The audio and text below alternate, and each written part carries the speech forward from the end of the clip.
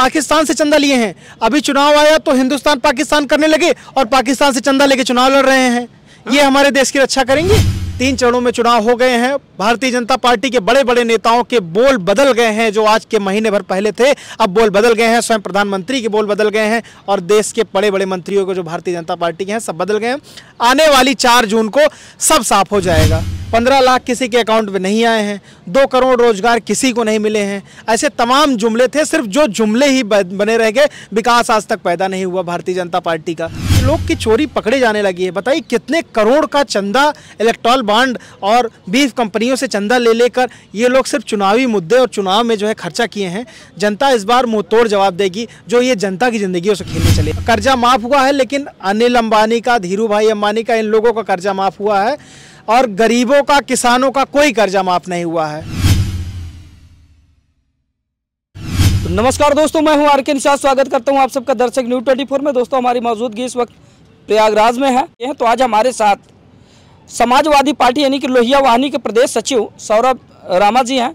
तो इनसे बातचीत करेंगे और जानने का प्रयास करेंगे कि इन दिनों प्रयागराज जो 2 लोकसभा सीटें यानी कि एक फूलपुर लोकसभा और एक प्रयागराज लोकसभा, तो इन लोगों की जो दावेदारी है वो कैसी है और साथ ही जिस तरह से भारतीय जनता पार्टी के द्वारा 400 पार के नारे लगाए जा रहे हैं उस बात को लेकर ये लोग क्या कुछ कहते हैं। तो आइए इनसे मिलाने का काम करते हैं और जानने का प्रयास करते हैं कि दरअसल दोनों लोकसभा सीटों पर अगर इंडिया गठबंधन की बात की जाए तो क्या वर्चस्व है इस बार। बहुत बहुत स्वागत है आपका सर। बहुत बहुत धन्यवाद आपका।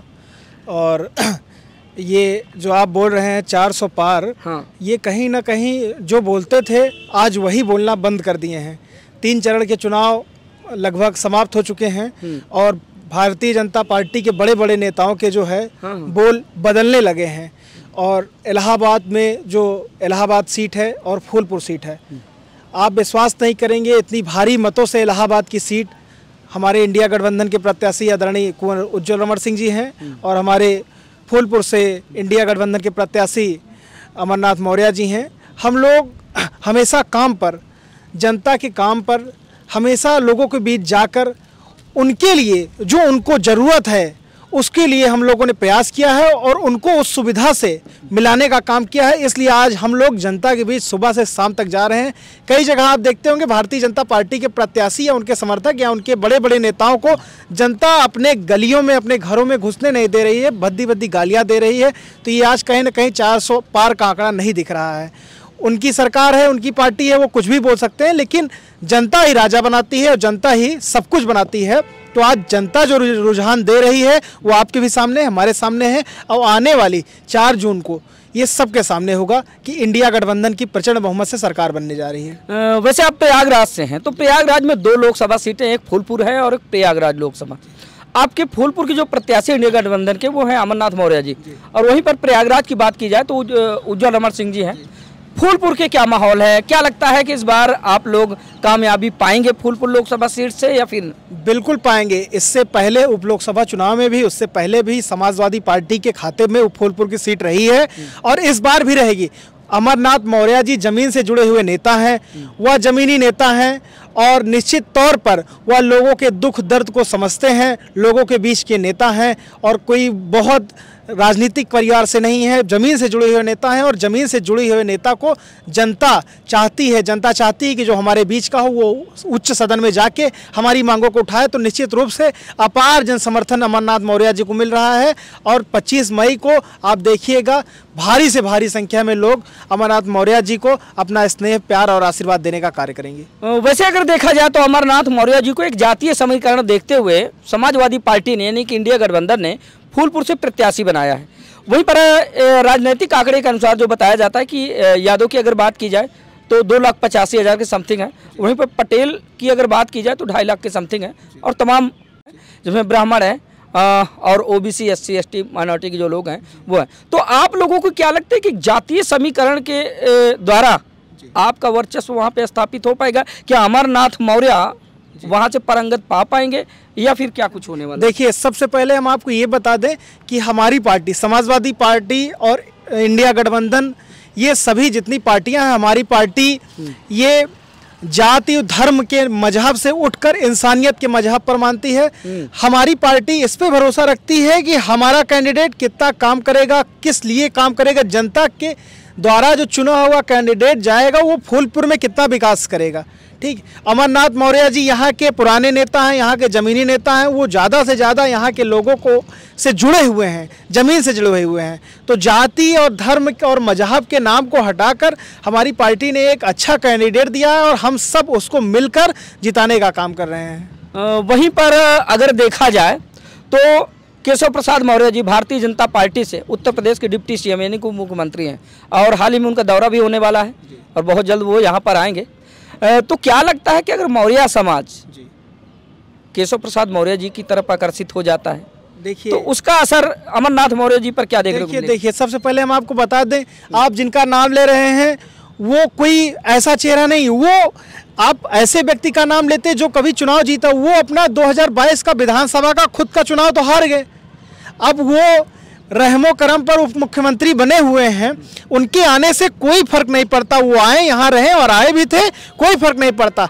एक तरफा समाजवादी पार्टी के इंडिया गठबंधन के प्रत्याशी अमरनाथ मौर्य जी को वोट करेगी और जनता करने जा रही है।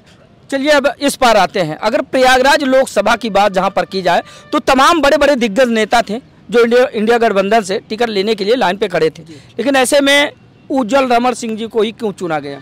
देखिए, उज्ज्वल रमण सिंह जी बहुत पुराने पार्टी के नेता हैं और माननीय कुंवर रेवती रमण सिंह जी जो कि समाजवादी पार्टी के संस्थापक रहे हैं और अभी भी वो जितना गंगा पार यमुना पार के लोगों के लिए किए हैं, यमुना पार के लोगों के लिए वो यमुना पार के लोग उनको अपना नेता मानते हैं। और जहाँ तक रही बात कुंवर उज्ज्वल रमण सिंह जी की, तो कोई आकलन नहीं कर सकता, वो इतनी बहुमत से रिकॉर्ड से आप खुद देखिएगा जीतेंगे कि इससे पहले जो भारतीय जनता पार्टी ने जिनको दिया है, हमें नहीं लगता कि वहाँ के मेजा करछना बारा के जगहों का नाम जानते होंगे, वो कभी दौरा किए नहीं रहे होंगे। ठीक, उज्ज्वल रमण सिंह जी वहाँ से विधायक रह चुके हैं, मंत्री रह चुके हैं, लोगों के बीच के हैं और उज्ज्वल रमण सिंह जी इस बार भारी बहुमत से जीतेंगे प्रयागराज से। दावेदारी पक्की आप लोग? 100% है। तो क्या बीजेपी को आप हल्के में ले रहे हैं? देखिए, 400 पार का जो उनका नारा है, तो क्या 80 की 80 जो सीटें हैं उत्तर प्रदेश की,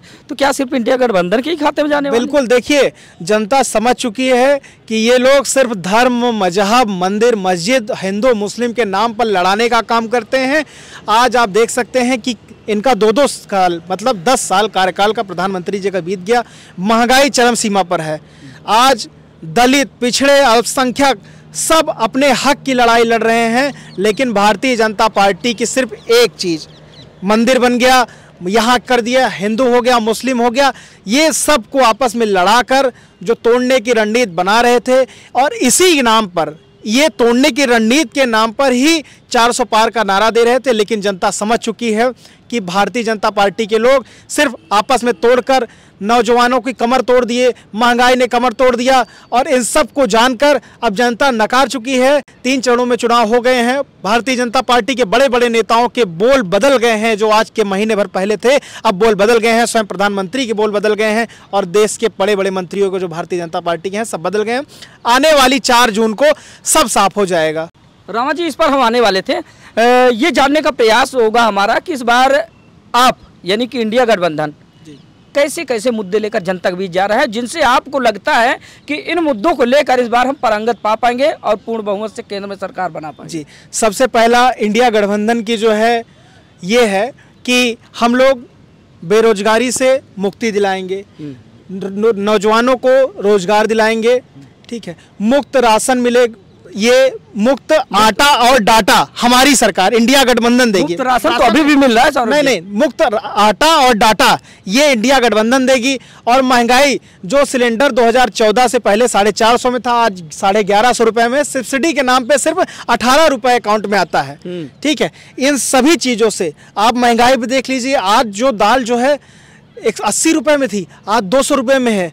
तेल के दाम देख लीजिए, पेट्रोल के दाम देख लीजिए, डीजल के दाम देख लीजिए, महंगाई चरम सीमा पर है। सर्वप्रथम काम होगा कि आज जिस तरीके से महंगाई है इसको बेलगाम किया जाए, इस पर रोक लगाई जाएगी और नौजवानों के भविष्य के साथ जो खिलवाड़ भारतीय जनता पार्टी के लोग कर रहे हैं, सबसे पहला काम ये होगा कि नौजवान जो आज यहीं इलाहाबाद आप देखते होंगे, यहाँ से IAS PCS निकलते थे, आज यहीं सुसाइड करते हैं नौजवान बेरोजगारी के चक्कर में। सबसे पहला कार्य यही रहेगा कि नौजवानों को रोजगार दिलाया जाएगा और पूरे देश में महंगाई से मुक्ति दिलाई जाएगी। विपक्ष की अगर बात करें, इनकी भारतीय जनता पार्टी की अगर बात करें, तो अभी तक जो उनके दावे हैं वो कितना ज़्यादा कारगर साबित हो रहे हैं इस बार के चुनावी मैदान में? आपको क्या लगता है? जैसे कि आप जाते होंगे लोगों के बीच में, तो उनके जो अभी तक के वादे थे, जो कुछ उन्होंने पूरे किए या कुछ अधूरे भी होंगे जो सरकार बनने के बाद वो पूरी करेंगे, तो क्या लगता है कैसे कैसे मुद्दे देखने को मिलते हैं? हमें क्या कमियां देख लीजिए, 2014 का मैनिफेस्टो उठा के देख लीजिए, हमें नहीं लगता कि उनके कोई भी वायदे पूरे हुए हैं। सिर्फ और सिर्फ मंदिर और मस्जिद के नाम पर लड़ाने का काम किया गया और मंदिर सुप्रीम कोर्ट के आदेश के अनुसार बना हुआ है, ठीक है, ये मैनिफेस्टो में नहीं है। और उनके मैनिफेस्टो में ये जरूर था कि 15 लाख रुपए सबके अकाउंट में आएंगे, 2 करोड़ हर वर्ष नौकरियां रोजगार मिलेंगे नौजवानों को। आप कोई भी मैनिफेस्टो, किसान को जो है कर्जा माफ होगा, कर्जा माफ हुआ है, लेकिन अनिल अंबानी का, धीरू भाई अंबानी का, इन लोगों का कर्जा माफ हुआ है और गरीबों का, किसानों का कोई कर्जा माफ नहीं हुआ है। 15 लाख किसी के अकाउंट में नहीं आए हैं, 2 करोड़ रोजगार किसी को नहीं मिले हैं। ऐसे तमाम जुमले थे, सिर्फ जो जुमले ही बने रह गए, विकास आज तक पैदा नहीं हुआ भारतीय जनता पार्टी का। तो जो 2014 से वादा था, आज 2024 हो गया, 10 सालों में नहीं पूरा हुआ, वो आने वाले समय में क्या पूरा होगा? और ये जनता जान चुकी है, और जनता जान चुकी है, और ये जनता जान चुकी है, इसका परिणाम 4 जून को आपको देखने को मिलेगा। ज़्यादातर देखा जाता है कि इंडिया गठबंधन का कोई भी नेता हो तो ज़्यादातर राम मंदिर को मुद्दे को लेकर बातचीत करता है, तो राम मंदिर से क्या तकलीफ है? क्या राम मंदिर को राजनीतिक मुद्दे में लाना उचित होगा? बिल्कुल उचित नहीं है। हम लोग, राम मंदिर आस्था का विषय है, हम लोग भी राम भगवान जी के भक्त हैं, ठीक है, पूरी दुनिया राम भगवान की भक्त है, जिसके जो धर्म में है वो सब उनके भक्त हैं। लेकिन भारतीय जनता पार्टी के लोग इसको अपने राजनीतिक मुद्दे में लाकर, सिर्फ यही तो एक उनका मुद्दा है। उनका मुद्दा ये नहीं है कि रोजगार दे दो, महंगाई कम करो। तो ठीक है, हम मानते हैं कि राम मंदिर उन्होंने बनवाया, राम मंदिर की वजह से वो लुभा रहे हैं जनता को, तो कहीं ना कहीं आप राम मंदिर की अवहेलना करके या फिर उस पर कटाच करके भी आप लोग भी तो सहानुभूति नहीं, अवहेलना हम लोग नहीं कर सकते। प्रभु राम सबके हैं, राम ने इस दुनिया में सबको लाया है, लेकिन भारतीय जनता पार्टी एक ऐसी पार्टी है जो राम को लेके आई है। बड़े ही हास्य की बात है, और बुद्धिमान वर्ग, बुद्धिजीवी वर्ग इस बात को समझ गया है कि ये सिर्फ हिंदू मुस्लिम के नाम पर लोगों को लड़ाने का, भड़काने का काम करते हैं, और जनता इस बार इनको करारा जवाब देगी। सौरभ जी, आखिरी सवाल मेरा, भारतीय जनता पार्टी का नारा है इस बार 400 पार, वहीं पर आपके जो मुखिया हैं यानी कि राष्ट्रीय अध्यक्ष अखिलेश यादव जी और साथ ही इंडिया गठबंधन के जितने भी लोग हैं, उनका कहना है कि इस बार 400 की हार। दोनों में कितने फासले हैं? देखिए, फासले बहुत सारे हैं। आप इस बात से अंदाज़ा लगा सकते हैं कि आज 3 चरण के चुनाव समाप्त हो चुके हैं पूरे देश में लगभग, और जो भारतीय जनता पार्टी बड़े जोरों शोरों से पूरे शहर में, पूरे देश में होर्डिंग लगवाकर, और देश के प्रधानमंत्री और देश के बड़े बड़े मिनिस्टर या कहा करते थे कि भारतीय जनता पार्टी इस बार 400 पार, आज वो हवा खराब हो गई है, आज वो बौखलाने लगे हैं। उसका सिर्फ और सिर्फ एक नतीजा है, हमारे नेता नहीं कहते, ये जनता जवाब दे रही है इनको कि आप झूठ बोल रहे थे, और कहीं ना कहीं इस बात का उनको एहसास हो गया है। और आने वाले कुछ समय बाद आप खुद देखेंगे कि ये वही लोग हैं जो झूठे वादे करते थे, जो धर्म के नाम पर लोगों को लड़ाने करते थे, और इनको जनता ने इनको जवाब दे दिया है। चलिए ठीक है रामा जी, बहुत बहुत धन्यवाद समय देने के लिए। एक और युवा साथी, इनसे थोड़ा सा 2 शब्दों में बातचीत करेंगे। क्या नाम हुआ आपका? शिवा मिश्रा। शिवा मिश्रा जी, शिवा जी क्या सोचते हैं यहाँ पे? बड़ा इंटरेस्टिंग चुनाव है इस बार, ना तो इंडिया गठबंधन अपने आप को कम लगाता है, ना इंडिया गठबंधन कम लगाता है, आपको क्या लगता है? नहीं, जैसा कि आप बता रहे, कितने फासले हैं दोनों में?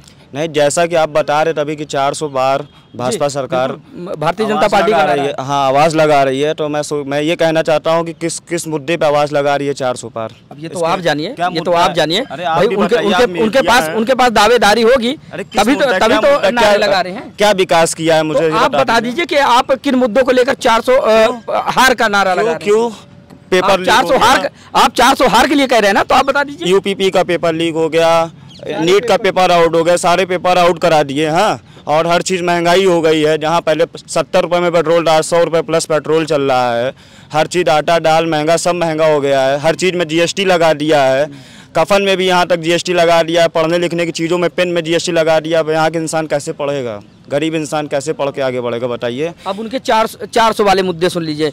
धारा 370, राम मंदिर, चमचमाती हुई सड़कें, 5 किलो राशन जो मुफ्त में खा रहे हैं लोग बाग, और साथ सुनिए किसान सम्मान निधि योजना के अंतर्गत जो मुआवजा मिल रहा है, तमाम नहीं 5 किलो राशन जनता लाभान्वित हो रही है, ऐसा उनका कहना है। ये तो गुलाम वाला काम कर रहा है, 5 किलो राशन दे के इंसान को। तो फिर 15 लाख कोरोना क्यों रो रहे हैं? 15 लाख कोरोना क्या, हार्ट अटैक से बीमारियों से लोग मर रहे हैं। वो तो वैक्सीन वाला मामला है। चलिए उस पर बातचीत करेंगे, उस पर हम बातचीत करेंगे। सुन लीजिए, अभी आपने कहा कि अभी आपने कहा कि राशन देकर सरकार गुलाम बना रही है, तो आप 15 लाख का रोना रोते हैं। जब 15 लाख अगर दे देती है आपको, तब नहीं गुलाम बना? क्यों नहीं रोएगा इंसान? जब नहीं मिला, कोई कौन सी ऐसी बात है जो उसने सही किया है बताइए। अब हमें कितने रोजगार दे दिए हैं जब से ये सरकार बने हैं, प्रधानमंत्री मोदी जी कितने रोजगार युवाओं को दे दिए, हमें ये बता दीजिए। तो आपको क्या लगता है कि इंडिया गठबंधन अगर बन गया इस बार, तो युवाओं की बहार आ जाएगी, रोजगार की बहार? अरे बिल्कुल, क्यों नहीं आएगी, हर साल रोजगार मिलेगा। आप देखिए क्या मिला नहीं है बिहार में, देखिए मिला नहीं है। अखिलेश भैया की सरकार में क्या आपको मिला नहीं है? चलिए ठीक है, बताइए कौन सा ऐसा युवा है, बता दीजिए जिसको ना मिला हो। जी,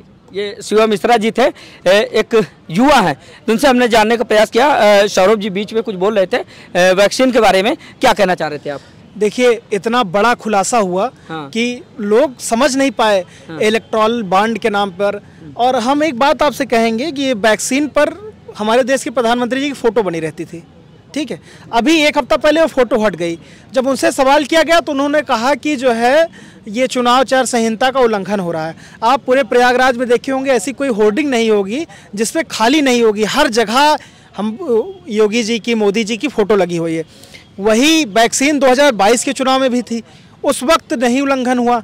कहीं ना कहीं ये लोग की चोरी पकड़े जाने लगी है। बताइए कितने करोड़ का चंदा इलेक्टोरल बॉन्ड और बीफ कंपनियों से चंदा ले लेकर ये लोग सिर्फ चुनावी मुद्दे और चुनाव में जो है खर्चा किए हैं।